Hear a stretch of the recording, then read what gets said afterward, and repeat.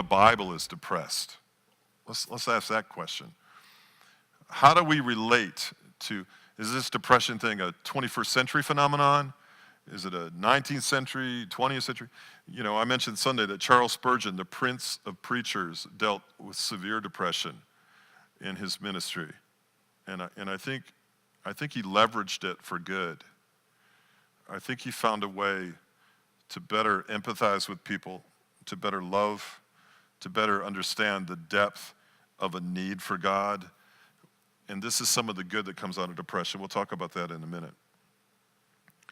But who in the Bible? You've got Job. My goodness gracious, this guy's got, his just hands are full. Jeremiah, the weeping prophet. Jeremiah, the author of Lamentations, where the Israelites are under siege and they're actually eating their own young to survive. In the middle of it all, in Lamentations 3 and 21, we sort of said it in the song today. God's mercies are new every morning, great is his faithfulness. The Bible is steeped in depression. David singing and writing Psalm 42, Psalm 38, Psalm 3, God is the lifter of my head. There is this heart cry in Scripture for God, for relief, for loosing the bondage of sorrow in the human condition and the human dilemma. So depression is as old as the fall of man.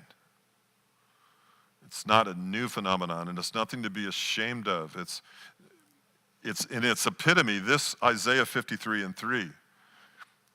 Foreknowledge and pronouncement of prophetically announcing Jesus, a man of sorrows, acquainted with grief.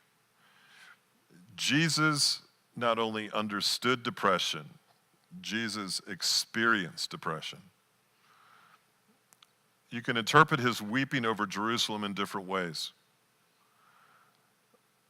But he suffered this abuse, he suffered betrayal, he suffered the loss of his earthly father, he suffered the betrayal of Judas, he navigated the betrayal of Peter. He saw the human condition. He was frustrated, he was agitated at the money changers. He understood what it meant to go to a lonely place and seek the Father, because nowhere else he went could meet that need. It wasn't in the world, it wasn't in the government, it wasn't in the Romans, not the Jews, not the Samaritans. Nowhere could he find this balm for his sorrow.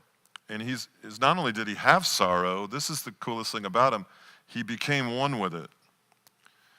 Now, what does this mean? This means that when you pray to him and you worship him and you talk with him about your sorrow, your sadness, your emptiness, whatever it is you're dealing with, yeah, he pretty much gets it. Fully God, but yes, fully man. Fully man, he became one with sorrow and grief and loss and mourning. This is fascinating. This condescension of the divine to our plane, to our level, to the depths of our depravity is just astounding. This is what makes him so fascinating to me. The willingness to enter into the mire and the mud and the muck of humanity and take holiness and make it filthy. This is Christ. So yeah, the Bible speaks of depression, and it leads us to this other character we talked about, Elijah.